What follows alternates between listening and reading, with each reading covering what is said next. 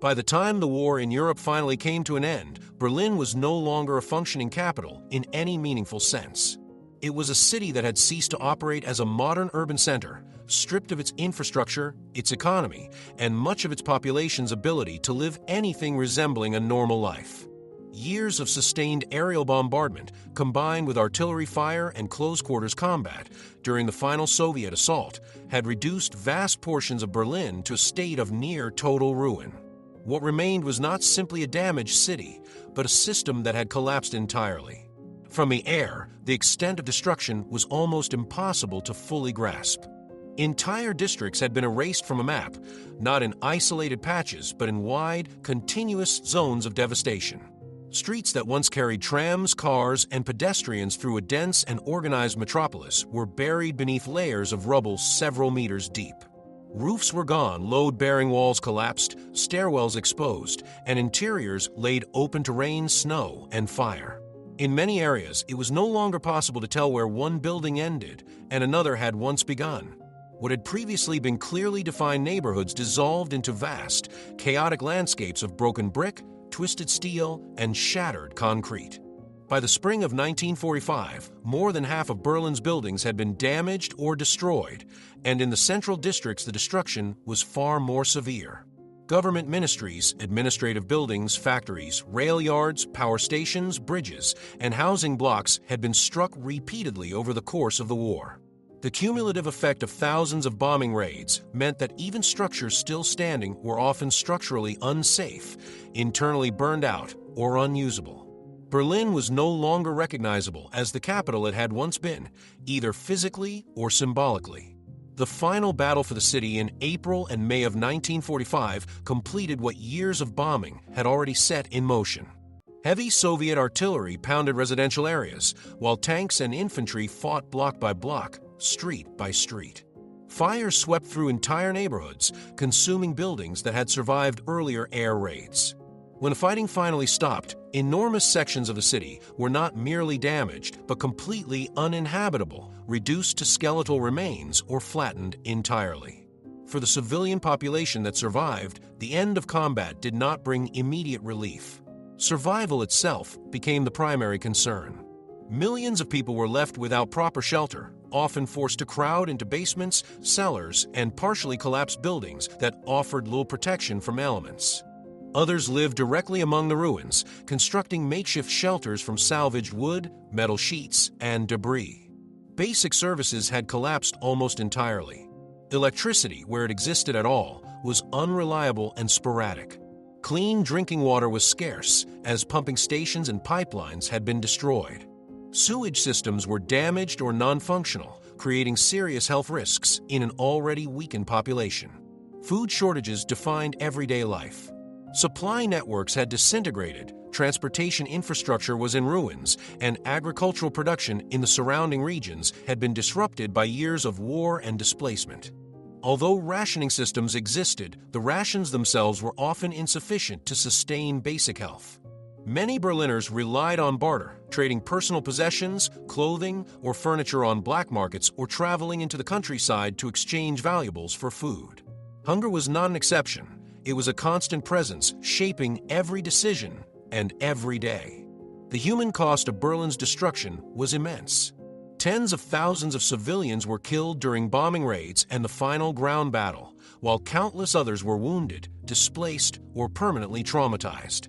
Families were torn apart, homes erased, and entire social networks destroyed. Psychological scars remained long after the physical wounds had healed. Even after the war had officially ended, its effects continued to dominate daily existence.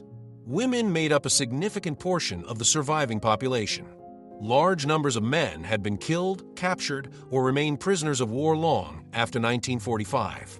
In this vacuum, women became the backbone of survival and reconstruction. They cleared rubble, salvaged materials, restored basic infrastructure, and supported families under extreme conditions. These women became known as the Trauerfrauen, the women of the ruins, and their labor became one of the most visible symbols of Berlin's early post-war recovery. The sheer volume of debris left behind was staggering. Millions of cubic meters of rubble filled streets, courtyards, parks, and public squares. Clearing it was not a task that could be completed quickly. Heavy machinery was scarce, fuel was limited, and much of the work was done manually. Bricks were cleaned by hand and reused. Anything that could be salvaged was salvaged. Progress was slow, physically exhausting, and often demoralizing, but was unavoidable if the city was ever to function again. Reconstruction was further complicated by political realities. Berlin was divided into occupation zones controlled by the Allied powers, and each sector followed different policies, priorities, and economic systems. Decisions about what could be rebuilt, how quickly, and with which resources depended heavily on where one lived within the city. What was possible in one sector was often impossible in another. In the western sectors, reconstruction gradually became tied to broader economic recovery efforts. The Marshall Plan, introduced by the United States, provided financial aid, materials, and institutional support aimed at stabilizing and rebuilding Western Europe. This assistance played a crucial role in restoring infrastructure, restarting industry, and accelerating reconstruction in West Berlin, even though the city remained geographically isolated within the Soviet zone. In the eastern sector, recovery followed a different path.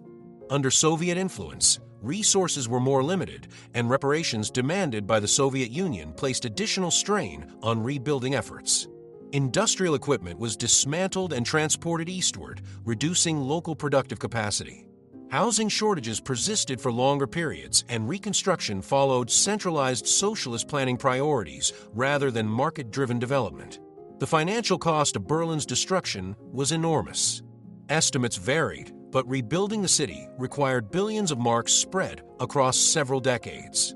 Housing represented one of the greatest challenges, as millions needed permanent shelter. Infrastructure had to be rebuilt almost from the ground up in many areas. Roads, bridges, railways, utilities, hospitals, schools, and factories all demanded massive investment at a time when resources were extremely limited. Reconstruction was neither immediate nor uniform. In many neighborhoods, ruins remained standing for years, sometimes deliberately left as reminders, sometimes simply because there were no resources to remove them. Some areas were not fully rebuilt until the 1960s or even later. The physical scars of war became part of the urban landscape, influencing architecture, planning decisions, and collective memory.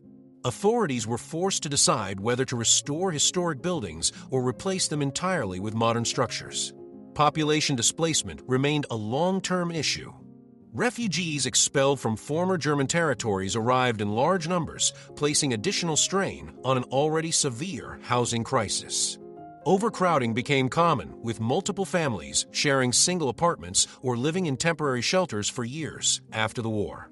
Emergency housing solutions became semi-permanent features of daily life. Despite the hardship, gradual improvement did take place. Utilities were slowly restored. Public transportation resumed limited operation. Schools and universities reopened, often in damaged buildings with minimal resources. Industry returned in stages, providing employment and a fragile sense of stability. Berlin did not return to what it had been before the war, but it began slowly to function again. Over time, the division of Berlin hardened into something permanent. What began as administrative separation evolved into a deep political and ideological boundary. Reconstruction on each side reflected competing visions of society, economy, and governance. Architecture and urban planning became expressions of Cold War identity, embedding global conflict directly into the city's physical form. For many Berliners, rebuilding was not only a physical task, but an emotional one. The city carried the weight of loss, guilt, and responsibility. Berlin was both a victim of war and the symbolic center of the regime that had initiated it. This contradiction shaped how reconstruction was understood, discussed, and remembered. Some ruins were preserved deliberately, not as symbols of triumph, but as warnings. Others were erased entirely to make space for new beginnings. Berlin became a layered city, where destruction and recovery coexisted, and where history was not replaced but built upon. The cost of rebuilding Berlin was not paid in a single moment. It was paid over decades through foreign aid, taxation, economic growth, and the labor of millions. It was paid in lost time, delayed prosperity, and generations shaped by scarcity and rebuilding rather than growth. By the time Berlin once again resembled a modern city, the world around it had fundamentally changed. Germany was divided, Europe was polarized, and the Cold War defined global politics. Berlin stood at the center of that division, rebuilt but permanently altered. The ruins of 1945 were eventually cleared, but their consequences never fully disappeared. They shaped the city's identity, its political role, and its collective memory. Berlin's post-war story is not simply one of reconstruction, but of endurance, a population forced to rebuild not only buildings but lives, meaning, and a future from the remains of near-total collapse. What survived was not the city as it once had been, but a city transformed by destruction, carrying the weight of its past into a rebuilt and uncertain world. If you appreciate restored historical footage and stories like this, make sure to subscribe to History Safe. Your support helps keep these rare moments from the past alive and accessible. Don't forget to like the video, leave a comment, and share it with others who love history. Every interaction helps History Safe uncover, restore, and bring more forgotten footage back to life. Thank you for watching, and stay tuned for more incredible history.